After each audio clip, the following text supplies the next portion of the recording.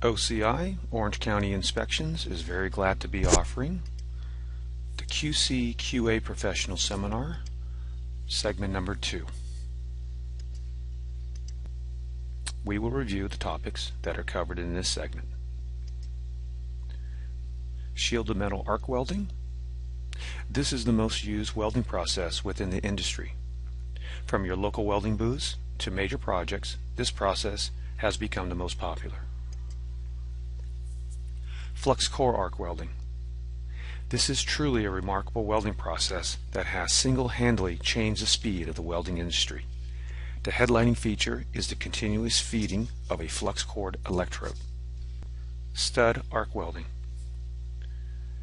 This one process is used in more industries worldwide than any other single process, from automotive, railroad, shipbuilding, and of course construction, just to mention a few.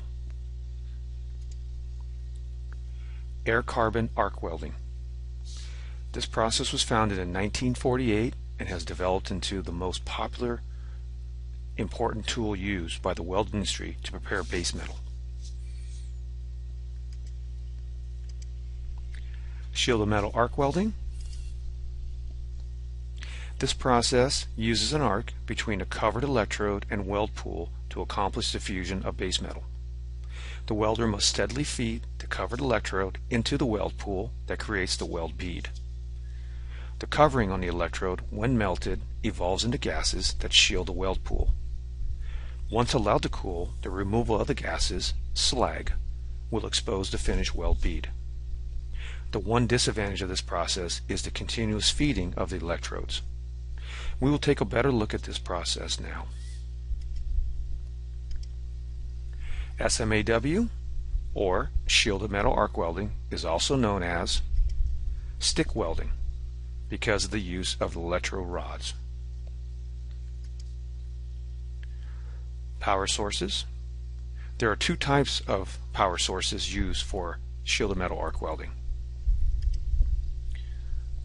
The first is a static machine that converts the electricity supplied by an electrical power company, and the second is motor generated that uses fuel.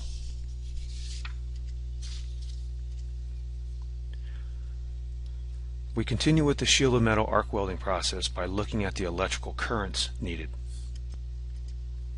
Type of current. SMAW uses either the alternating current AC or direct current DC. This is based largely on the kind of weld to be made and the type of electrode being used. Now, let's cover a few more items to note.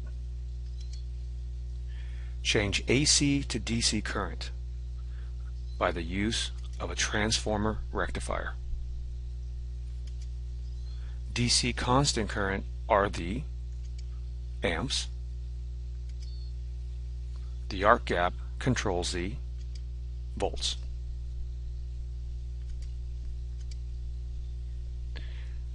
The SMAW setup. Here we'll take a look at the basic setup for the SMA process.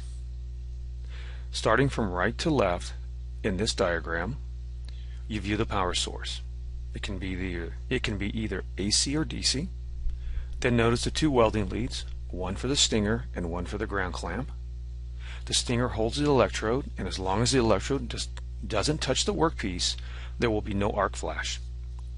When the two finally touch, there will be an arc that creates the heat to melt the metals into one.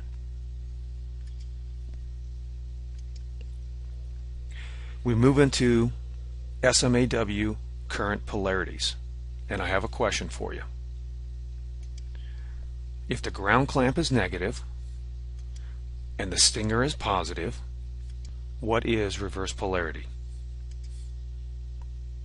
It's when the current flows out the negative side of the power source to the grounding clamp, then returns back to the positive side of the power source through the stinger when the arc is created.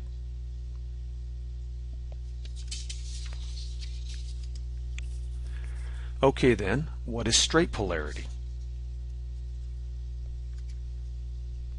Think opposite.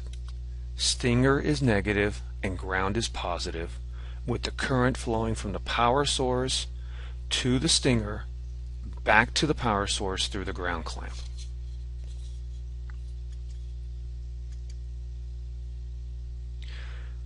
We now will look at a very important part to any successful welding process. That is connecting the ground cable to the workpiece. It should produce a strong connection that attaches easily to the workpiece without any loss of current. Spring-loaded clamp. First is the spring-loaded clamp. Typically, this style of clamp is used for light-duty currents. You will find this style used more than any other throughout the industry.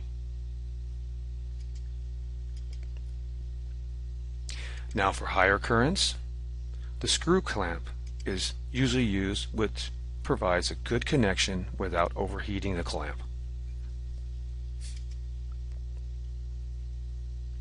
We have come to our first study break of this segment. Like we did in the previous segment, stop the video and read the guidelines to SMAW, then complete study questions on SMAW.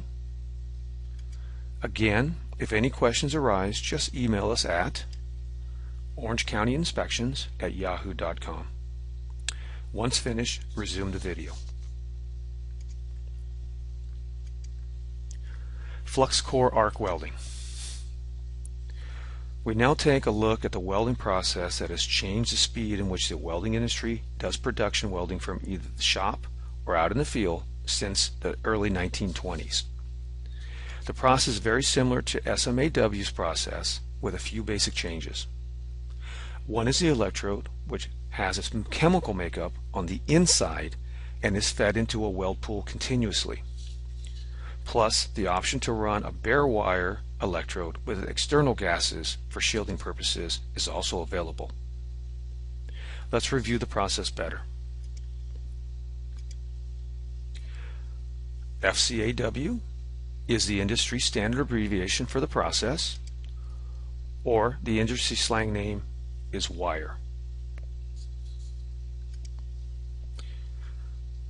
There are two power sources, and they are the same as with SMAW, either electrical or fuel sources. And the recommended current is direct current, constant voltage, typical. Staying with the power source and current used with flux core arc welding, we just saw that the power process needs direct current, constant voltage, but to achieve this we need to convert the power source by using a CV adapter. This will be found usually inside the machine that the manufacturer has provided. Now let's look at the amperage of this process. Since we have a continuously fed electrode, the rate of the speed in which the wire is fed will dictate the amps.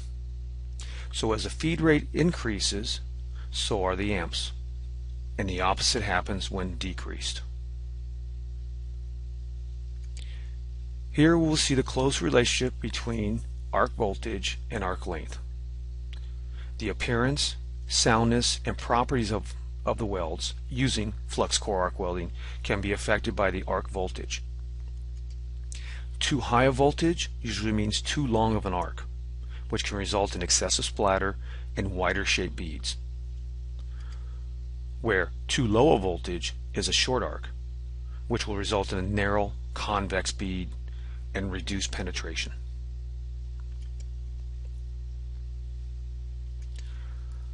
Okay, let's take a look at the setup you might find in the field with the flux core arc welding process.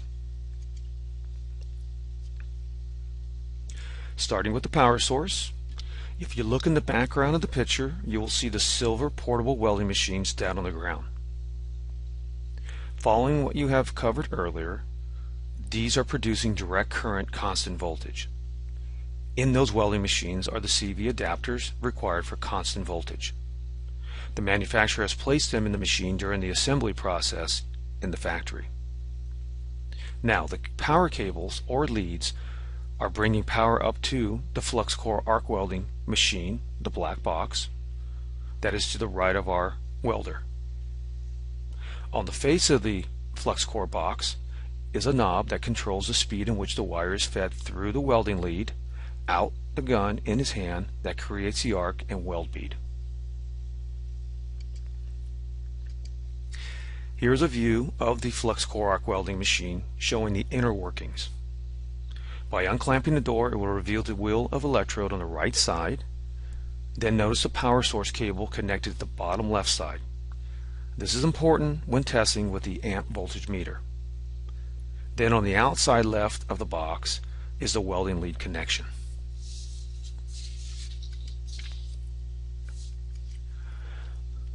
Looking at the polarity used with flux core arc welding process, it can be either direct current electropositive or direct current electronegative.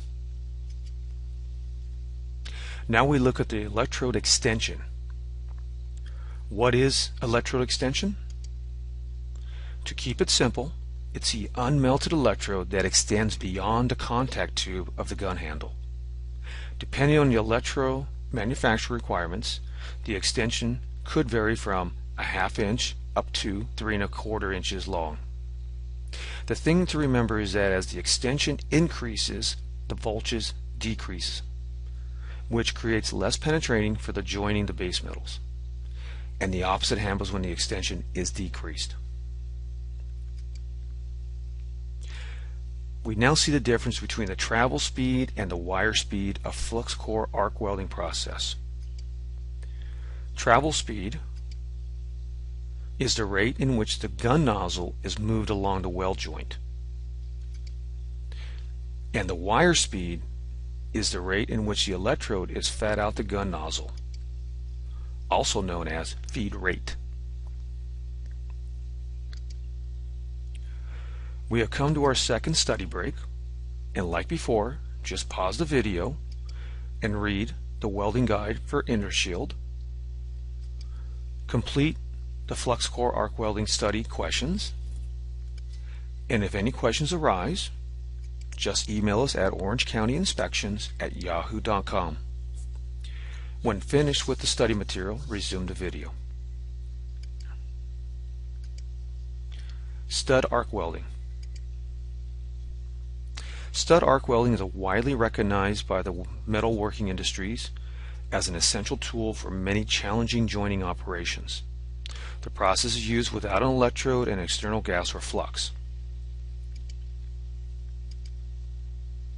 At times, it uses partially shielding in the form of a ceramic ferrule that surrounds the stud.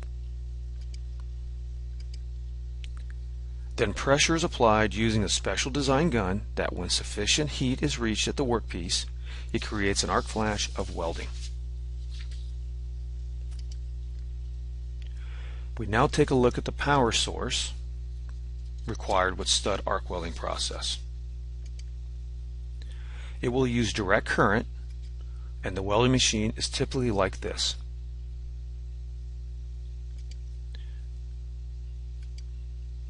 This process can use over 2,000 amps at times. This is one reason you need to have an amp voltage meter that can register these high amps, and will be ran in direct current electronegative. How to check the amps and voltage? For volts, you must look for the certified sticker on the machine. This certifies that the machine gauge is accurate. Remember, the certification date should not be older than 1 year. So then for the amps, check by the welder lead. Use the clamp end of your amp volt meter to get a proper reading. Let's take a closer look at the actual material and process for stud arc welding. This welding process can be used to weld almost anything to base metal. Now with this seminar, we will discuss how this process plays a huge role in the composite construction that is used in the industry.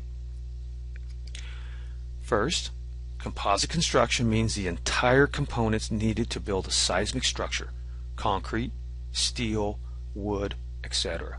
working as one to resist earthquake forces.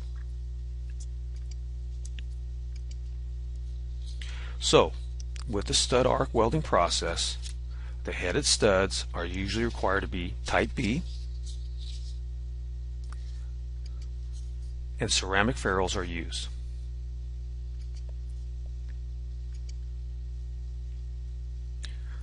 The flash. This is a critical topic when dealing with stud arc welding. Here we see the actual flash. It should be a complete 360-degree flash around the base of the stud, and if not, the AWS D1.1 code spells out how to fix.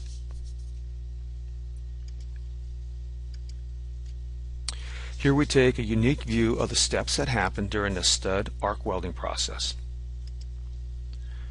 First window, we see the stud against the workpiece, which has a ceramic ferrule surrounding the stud base.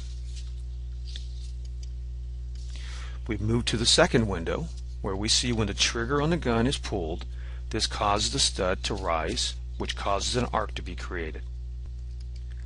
In the third window, after a set time of arc, the stud is placed back into the melted workpiece, and with help from the ceramic ferrule, creates the needed flash. And the fourth window shows the full 360-degree flash after the ceramic ferrule is broken away. Okay then, how do you go about testing a headed stud? The AWS D11 covers the technique of testing the flash weld of the stud and base metal by either using a hammer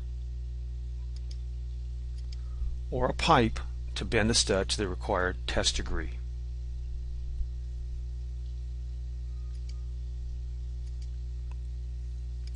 Got a question for you. Is this a pre-qualified process? As per the D11, only if the stud is within a 0 to 15 degree slope of horizontal.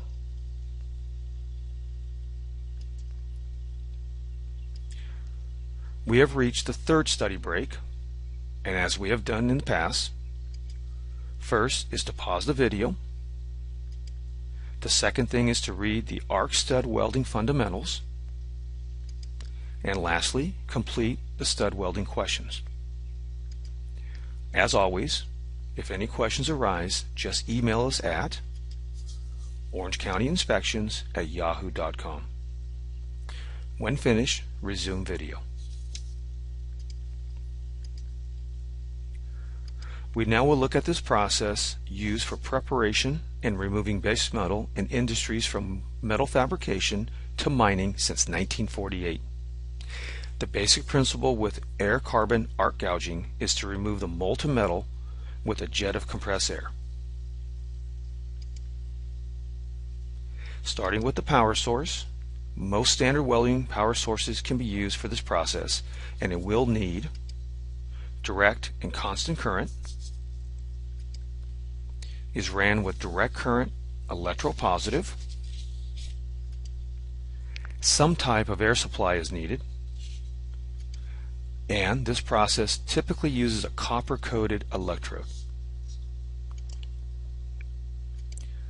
Here we have a diagram on the equipment used for air carbon arc gouging.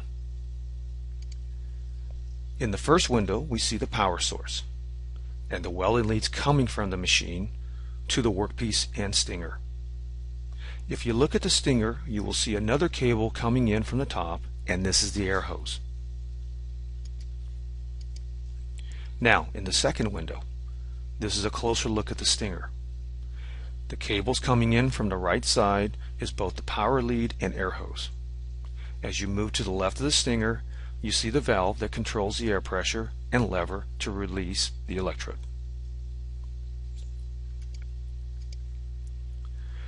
Now, looking at a few more items that affect the stinger. Stick out. This is the amount of electrode that is sticking past the end of the stinger, and the rule of thumb is about 7 inches. Direction of travel will always be the way the air is blowing.